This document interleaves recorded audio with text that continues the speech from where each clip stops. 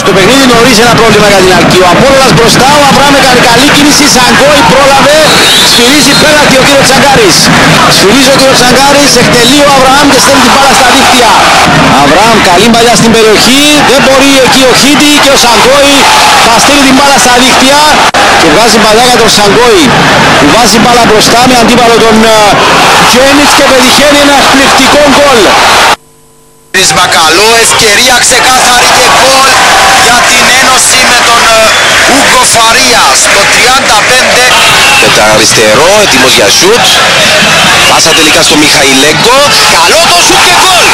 Εξαιρετικό τέρμα από τον Ουκρανό. Η παλιά βγαίνει, μεγάλη ευκαιρία, ο Νουάτσι, γκολ. 1-1 ισοφαρίζει ο Νουάτσι, ο Νιγηριανός. Έξω στον Πουρσαϊτίδη, σηκώνει την μπάλα. Ο Νουάτσι, ο Μυροσάβλεβε στο σουτ, η μπάλα στο δοκάρι. Μεγάλη φάση για το Αποέλ.